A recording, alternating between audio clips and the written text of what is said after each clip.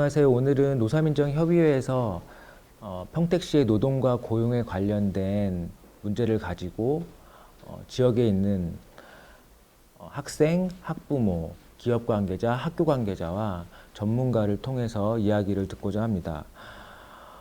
전문가는 성공회대학교 노동아카데미에서 교수님으로 계시는 여러분 잘 아실지 모르겠지만 웹툰 송곳의 구고신의 역할을 맡았던 그 하종강 교수님을 모시고 이야기를 들을 거고요. 학생 대표로는 국제대학교 총학생회장인 이성현 학생을 모시고 이야기를 들을 겁니다. 학부모 대표로는 금요포럼의 공동대표로 계시는 김은 대표님을 모시고 학부모 입장에 대해서 들을 예정이고요. 학교 관계자로는 평택에 있는 한국복지대학교 취업팀장님인 간구선 팀장님을 모시고 이야기를 들을 예정입니다. 또 기업 대표로는 경기도 외투기업협의회 사무국장으로 있는 김용문 사무국장님을 모시고 기업의 입장에 대해서 들을 예정입니다. 평택시에 있는 그 학교 학생들을 대상으로 저희가 설문조사를 실시했고요. 그 설문조사를 바탕으로 노동과 고용의 문제, 그 다음에 미래의 노동의 문제, 그리고 비정규직과 정규직의 문제까지, 그리고 아르바이트를 하면서 겪는 여러 가지 문제들에 대해서 저희가 오늘 많은 이야기를 나눌 예정입니다. 끝까지 잘 들어주시면 감사하겠습니다. 오늘은 첫 번째 순서로 전문가분을 모셔서 이야기를 나누는 시간을 갖도록 하겠습니다. 오늘 모신 분은 그 성공회대학교 노동아카데미 교수님으로 계시고요. 혹시 보셨는지 모르겠지만 송곳이라는 웹툰이 있습니다. 그 웹툰의 모티브가 되게 해주신 분이십니다. 그리고 또 우리가 몰랐던 노동 이야기라고 청소년들을 대상으로 하는 노동과 관련된 여러 책을 많이 만드신 분이시기도 합니다.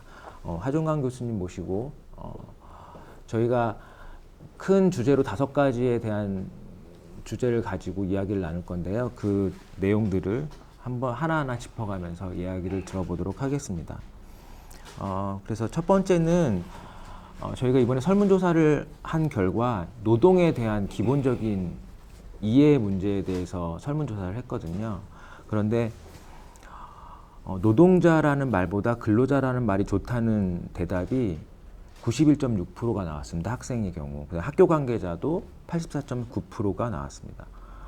또 노동자라는 말 들으면 빨갱이라는 생각이 든다는 것도 학생의 경우 26.7%, 그다음에 학교 관계자는 11%가 나타났고요. 그다음에 노동자라는 말이 파업과 투쟁이 떠오른다는 것도 학생이 40.9%, 그다음에 학교 관계자는 38.4%로 꽤 높은 수치가 나왔습니다. 교수님께 이 노동자랑 근로자에 대해서 어떻게 생각하시는지 한번 구체적으로 말씀을 듣고 싶습니다. 네. 그 중학생들에게 그 노동자는 네모다, 이렇게 빈칸을 채우라고 문제를 내면요, 되게 뭐라고 쓰냐 하면 노동자는 힘들다, 거지다, 득이 없다, 로봇이다, 뭐 부정적인 단어로만 쓰거든요. 그리고 요즘은 별로 그렇지 않지만 예전에는 경찰 수배 전단에도 보면 인사착의란에 노동자풍 이렇게 표기한 것이 많았습니다. 네네. 그 노동자라는 단어를 굉장히 부정적으로 사용하죠. 근데 국어사전을 검색해 보면 이제 근로자에 대해서 설명이 짧고 간단해요. 뭐 근로에 의한 소득으로 생활하는 자. 네. 노동자에 대해서는 굉장히 설명이 자세하고 복잡합니다. 네. 뭐 자본주의 경제 체제 하에서 뭐 노동을 제공하고 이렇게 사회과학적인 설명이 길게 돼 있어요. 그러니까 이런 차이가 뭘 의미하냐 하면, 그러니까 중세 농경 사회의 노예, 노비, 머슴 이런 사람들은 다 근로자로 표기됐습니다. 그러니까 조선왕조실록에 보면 근로자라는 단어가 23번 나옵니다. 근로라는 단어는 198번이나 나와요. 노동자라는 단어 한 번도 나오지 않습니다. 조선왕조실록에. 근데 근로라는 단어는 삼국사기도 나옵니다. 네네. 그 농사지어 먹고 살던 삼국시대, 고려시대, 조선시대에는 일하는 사람들 다 근로자로 표기했습니다. 근데 요즘 일하는 사람들은 노비나 머슴은 아니잖아요. 네네. 그래서 근대 산업사회가 생긴 이후에, 즉 자본주의 경제 체제가 생긴 이후에 취업해서 일하는 사람들, 이제 임금 생활자라고 하거든요, 이 사람들은. 네네. 피고용자 직장인들이죠. 이런 존재가 생긴 다음부터는 모든 한자권 나라가 이 사람들을 노동자라고 표기한 겁니다. 그 요즘 중국 유학생들이 대학에 굉장히 많이 와 있거든요. 네. 한류 영향이기도 한데요. 제 수업 들었던 중국 유학생이 시험 답안지에 이런 글을 적었어요. 중국에서는 16세 이상 노동 능력을 가지고 있는 사람들은 다 노동자라고 표기한다. 그래서 교수, 의사, 청소원 다 노동자라고 표기한다. 근데 한국에 와서 근로자라는 단어를 처음 봤다는 거예요. 네. 그래서 한국에서 근로자라는 단어를 보고 참 신기했다. 네네. 근데 중국이 한자를 가장 많이 쓴 나라이기 때문에 근로자라는 용어가 당연히 있습니다. 그런데 한 20년 동안 중국에 살면서 한 번도 근로자라는 단어를 못 봤다는 거예요. 즉 근대 이후에 노동자라는 단어가 생긴 다음부터는 노동자라는 단어만 사용했다는 겁니다. 네. 근로자라는 단어는 거의 사용하지 않고, 그러니까 우리 사회에도 이제 1920년대 일제 강점기부터 노동이라는 단어를 사용했어요. 그래서 첫 번째 노동절 기념식은 1923년도에 열렸습니다. 네. 한 2,000명 정도가 모였다고 그래요. 그런데 근로란 단어가 공식적으로 사용되는 경우들이 가끔 있었습니다. 네. 노동이라는 단어가 사용된 뒤에도 어떤 경우냐 하면 조선총독부가 조선 여자 근로정신대를 만들었을 때입니다. 예, 맞습니다. 그리고 이승만 정부에서 전시 근로 동원법 만들었을 때는 노동이라는 단어를 사용하지 않고 근로라는 단어를 사용했어요. 네. 그래서 근로라는 단어가 사용된 경우들 가만히 보면 이렇게 정당한 노동의 대가를 지불하기 어려운 전시 상황이거나 노동자성을 좀 이렇게 희석시킬 필요가 있을 때 사용되는 경우들이 많았다는 거죠. 네, 네. 그래서 사회가 공부한 사람들 또 노동자 활동한 사람들은 좀 노동자라는 단어를 사용합니다. 네. 그 국회에서 대정부 질의를 하잖아요. 근데 한 네. 번은 국회의원 노동부 장관을 일부러 근로부 장관 이렇게 부른 적이 있었습니다. 네. 그러니까 노동부 장관이 나는 근로부 장관이 아니고 노동부 장관입니다. 이렇게 말했죠. 국회의원이 다시 그런데 왜 노동절이 아니고 근로자의 날입니까? 네, 맞아요. 전 세계 모든 한자권 나라들이 5월 1일 다 노동절로 표기하거든요. 예, 맞아요. 근데 우리만 이제 근로자 날로 표기한 거죠. 그렇게 국회에서 물어본 게 한 28년 전이에요. 김영삼 대통령이 있었던 시기입니다. 아, 네. 이승만 정부 때에서도 노동절이었어요, 5월 1일은. 근데 63년 이제 군사 정부 때 이걸 근로자 날로 바꾼 거거든요. 네. 그 뒤에 어떤 정부도 다시 바꾸지 못한 거죠. 그래서 올해 노동절에도 전 총리 이낙연 의원까지 다 나서서 5월 1일은 노동절이 맞습니다. 법을 개정하겠습니다. 약속했지만 그걸 국회에서 통과되지 못했습니다. 그리고 지금이 21대 국회잖아요. 그래서 네. 20대 국회 때에는 우리나라 모든 법률의 근로라는 용어를 노동으로 바꾸는 법안이 발의되기도 했어요. 네. 그런데 회기가 끝날 때까지 법안이 상정되지 않아서 자동 폐기됐습니다. 지금 국회에서 만드는 것은 법률이라고 하고 시도, 군, 그 의회에서 만드는 것은 이제 조례라고 그러잖아요. 예. 그래서 학생들 무상급식은 조례에 의해서 시행되는 거잖아요. 지금 서울시, 경기도, 인천시, 창원시, 부산시 등에서는 모든 조례 근로라는 용어를 노동으로 바꾸려는 조례를 통과시켰습니다. 아, 그러니까 이런 변화를 좀 불순하게 보는 사람도 있어요. 네. 근데 이건 특별하고 대단한 게 아니고 다른 나라와 좀 비슷해지는 과정이에요. 그러니까 우리만 노동이라는 단어를 지나치게 혐오하다가 정상화되는 과정이지 이걸 불순한 변화로 보는 것은 올바른 역사식은 아닙니다. 네, 맞습니다. 근데 전 세계에서 우리나라에만 이런 노동이라는 단어에 대한 부정적 시각이 있거든요. 예를 들어서 노동자를 영어로 하면 워커잖아요. 예.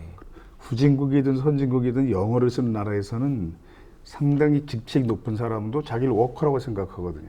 예. 근데 우리는 노동자 그러면 힘들고 못 배우고 고생하고 저임금 받고 뭐 이런 사람을 노동자라고 생각하고 이렇게 화이트 칼라 깔끔한 옷 입고 일하는 사람들은 근로자로 표기하는 걸 잘못 오해하고 있는데 네. 사실은 모든 피고용자 직장인들은 노동자가 정확한 용어입니다. 네. 그 왜 한국에만 노동이라는 단어에 대한 부정적인 시각이 있을까?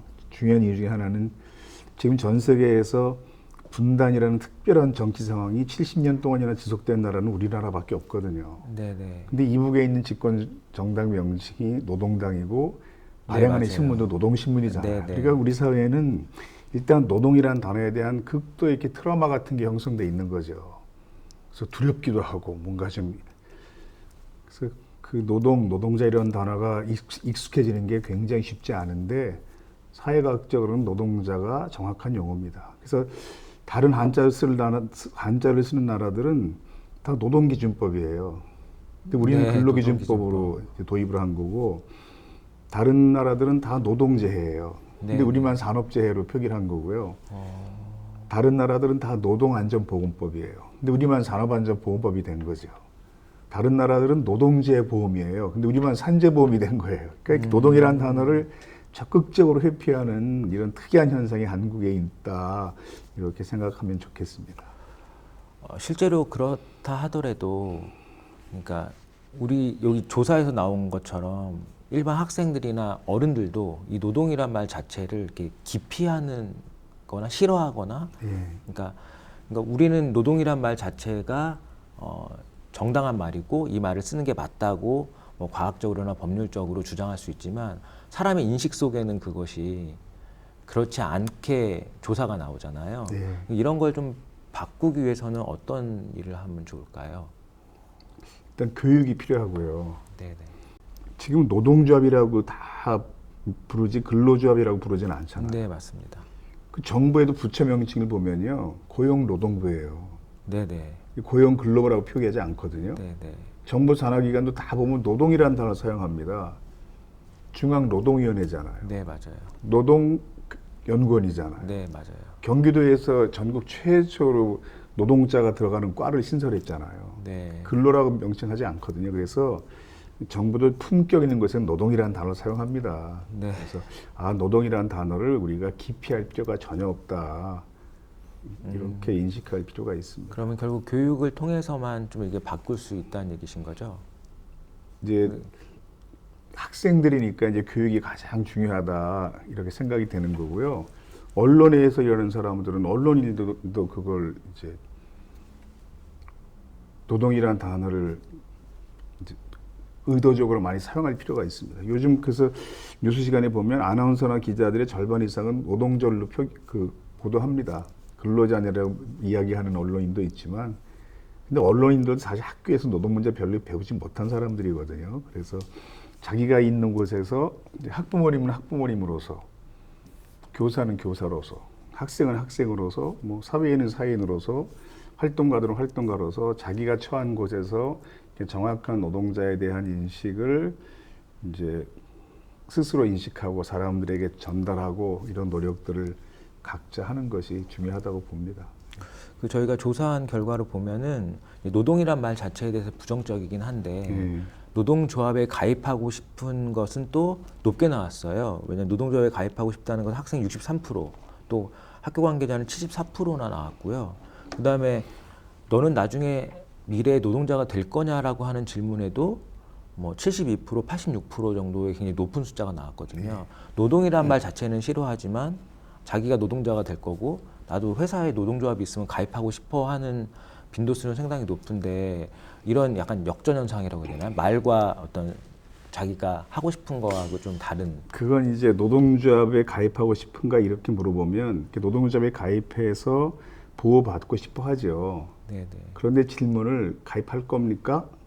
이렇게 물어보면 또 다른. 예, 거기는 굉장히 다른 답이 나올 겁니다. 왜냐하면 가입하고 싶지만 가입하면 혹시 불이익을 받지 않을까?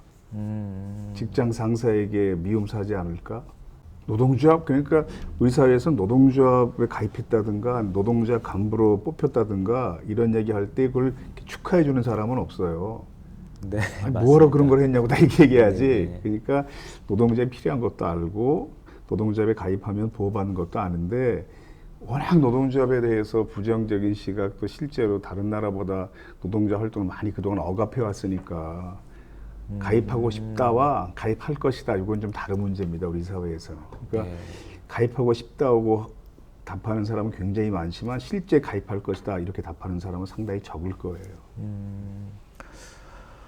기업 입장에서는 저도 이제 노동조합에서도 일해보기도 했고 저희가 이제 노사민정협의회에서 앞에 노자가 나와요. 네. 그래서 이제 이게 이런 걸 볼 때 기업은 약간 경직한다거나 좀 부정적으로 바라보는 시각들이 있어요. 예. 그러니까 조합 자체가 사실 기업에 이득이 된다는 생각보다는 이제 기업을 운영하는데 불편함으로 작용한다고 생각하는 경우가 훨씬 많거든요. 특히 이제 한국적 노동조합은 이제 기업별 노동조합이잖아요. 그러다 보니까 더 기업에서는 뭐 조합을 안 만들려고 하는 작업들을 너무나 많이 하고 있거든요. 그래서 이런 노동이란 말이 앞에 들어가는 거 문제도 기업에서 되게 이렇게 반감을 가지는데 기업에서 봤을 때 노동조합을 어떻게 봐야 되는지도 좀 잠깐 설명해 주시면 좋을 것 같아요. 그건 우리 사회가 그냥 노동조합이 없이 기업을 운영해온 기간이 너무 길었기 때문입니다. 또는 노동조합이 있어도 거의 활동하지 않는 노동조합들이 너무 많았던 기간이 길었기 때문에 지금 노동조합들이 좀 서서히 좀 생기고 활동을 시작할 때 이게 좀 불편하게 느껴지는 거예요. 이게 정상적인 상황인데. 그러니까 노동조합은 그냥 경영상의 파트너로 존중하면 됩니다. 네. 우리나라 노동조합이 한 줄잡아 5천 개 정도 있어요. 근데 네. 1년에 1시간이라도 파업을 하는 노동조합이 많으면 한 100개, 적으면 한 50개 정도 나와요, 1년에. 그러면 1%, 2%네. 예, 그러니까 우리나라 노동조합 중에 98%, 99%는요, 정말 온건하게 아주 평화적으로 매년 임금 교섭 타결을 하는 겁니다. 네네. 임금 교섭은 1년에 한 번 이상 하게 돼 있잖아요. 네. 그러니까 사람들은 되게 노동조합이 좀 과격하게 싸우는 모습이 자꾸 언론에 보이니까 한국 노동운동이 굉장히 과격하다고 생각해요. 실제로 5천 개쯤 되는 노동조합 중에 98% 정도는 1년 동안 어떤 액션도 취하지 않는 아주 온건한 노동조합이거든요. 근데 네. 그러니까 노동조합이 별로 활동하지 않았던 기간이 너무 길었고 우리 OECD에서 우리 조직률이 거의 최하위 수준이잖아요. 네. 그러니까 노동조합이 너무 적었고 활동도 별로 없었던 기간이 굉장히 그동안 길었기 때문에 지금 노동조합이 활동을 좀 하는 게 불편하게 보이는 건데 경영자 입장에서는 그 한국 사회에 대해서 노동조합에 형성되어 있는 그 부정적인 시각이나 혐오감이 이게 다른 나라에서 볼 땐 정상적이지 않은 상황일지 모른다 이런 생각을 좀 해보실 필요가 있습니다. 사실 언론에 비춰진 노동조합 때문에 일반 사람들이 느끼는 노동조합에 대한 부정적인 이미지가 더 강화되는 건 맞지 않을까요? 그러니까 언론에는 그 극렬하게 투쟁적인 노동조합의 모습만 계속 언론에 네네. 보도되거든요. 근데 그렇게 활동하는 노동조합이 사실 우리나라에서 한 0.1%도 안 될 거예요. 좀 만나보면. 그 노동조합 얘기가 나와서, 그러니까 사실 오늘 제가 미리 말씀드린 질문하고 좀 벗어날 수도 있는데 네. 요새 이제 많은 사람들이 얘기하는 게 노동조합 하면 현대차 노동조합 많이 얘기하거든요. 예. 이따 이제 비정규직 문제가 나오겠지만 현대차는 이제 정규직 노조와 비정규직 노조가 다 있잖아요. 근데 임금에 대한 차이점이 있고 뭐 그 고용의 안정성이라든가 이런 문제도 있다고 들었거든요. 그랬을 때 한국 사회에서 계속 현대자동차 노조를 보고 규정 노조라는 얘기도 많이 하고 이런 문제를 볼 때, 그러니까 또 한국의 한 10% 정도는 노동조합을 가지고 있는 회사를 다니지만 나머지 90%의 그러니까 노동자들은 그 노동조합이 없는 회사를 다니잖아요.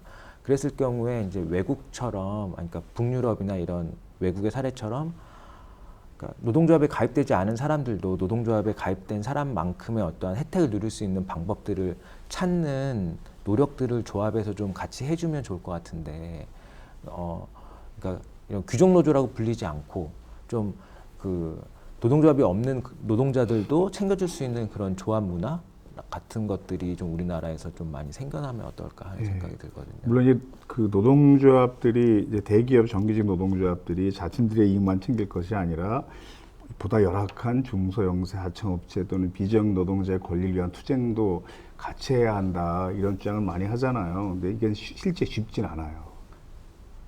그래서 사람들이 뭐 성인군자가 아니기 때문에 네네. 일단 자기 이익 챙기기도 굉장히 바쁘지 자기보다 어려운 사람의 처지를 같이 생각하고 그 투쟁을 같이 한다는 게 쉽진 않은데 그나마 그래도 그걸 하는 것이 민주노총 소속돼 있는 대사업장들입니다. 그리고 그걸 가장 많이 하는 곳이 제가 만나보면 현대차 노동조합이에요. 아, 그래요?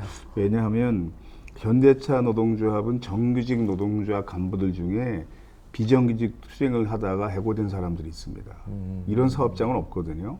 그러니까 현대차에 있는 비정규직을 위한 투쟁을 하다가 정규직 노동자 간부가 해고되는 그런데 가장 많이 비난받는 이유는 열심히 활동하는 노동자에 비해서 그렇습니다. 대개 정규직 노동자들이 기득권을 비난할 때에는 이 정규직 노동조합의 역량을 약화시키기 위한 시도로 하는 게 더 많지, 실제 차별이 심각한 비정규직을 위해서 정규직 노동자의 기득권을 강조하는 언론 보도는 사실 별로 없거든요. 네네.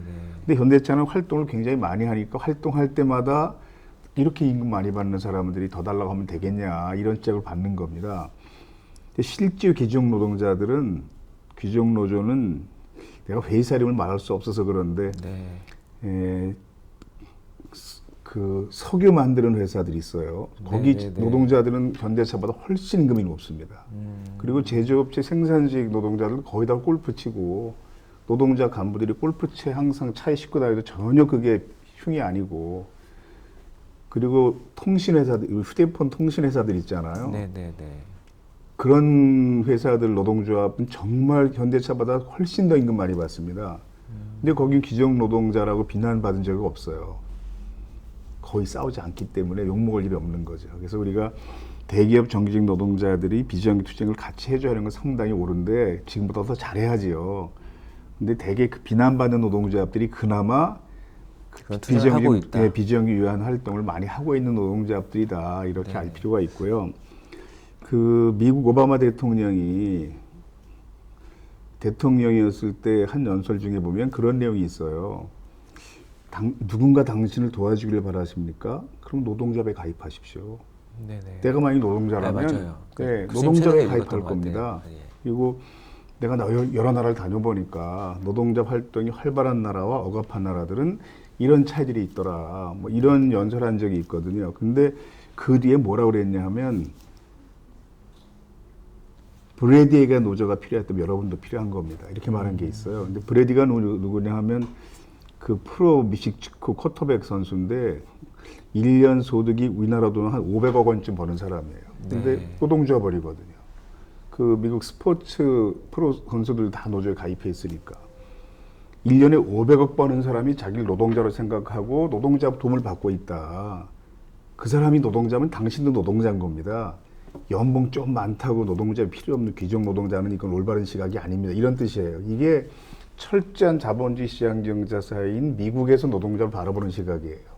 네. 우리 사회에서 안정적인 월급 생활자라고 해서 그 노동자 활동이 정당하지 않거나 그 사람들의 노동자 활동이 사회에 해롭거나 이런 건 결코 아닙니다. 네, 그리고 맞습니다. 그래서 지금 정규직과 비정규직의 차이가 워낙 이게 심각하니까 정규직의 소득을 낮추는 방식으로 이 차별을 좁히자는 시도도 있어요. 이건 사실 경제 ABC 어긋나는 사회 전체에 굉장히 해로운 처방이거든요. 그래서 맞습니다. 정규직의 임금도 서서히 올리고 비정규직은 빠른 속도로 인상해서 이 차이를 좁히는 상황 평등화 방식을 취해야지, 계속 정규직과 비정규직 차이를 강조하면서 정규직 소득을 낮추는 방식으로 하는 하향평준화는 사회 전체 굉장히 해로운 처방입니다. 그러니까 지금 미국의 교사 노조들은 이제 거의 뭐 매년 파업을 하는 편인데, 네. 파업의 가장 중요한 요구사항이 연봉 인상이에요. 네. 근데 한국의 교사 노동조합은 유사일에 무슨 교사 임금 인상 활동 해본 적이 없습니다. 전교조를 얘기하시는 예, 거죠? 이건 한국 정서에서 용납이 안 되기 때문에 못 하는 거예요. 근데 사실은 노동조합을 그런 게 하는 게 노동조합입니다. 근데 그렇죠. 한국에서는 가장 기본 게 임금 협상. 예, 공무원 노동조합이나 그 교사 노동조합이 임금 인상 요구하는 걸 국민 정서가 용납할 수 없기 때문에 못 하고 있는 거죠. 근데 그것은 사실 바람직한 시각은 아닙니다.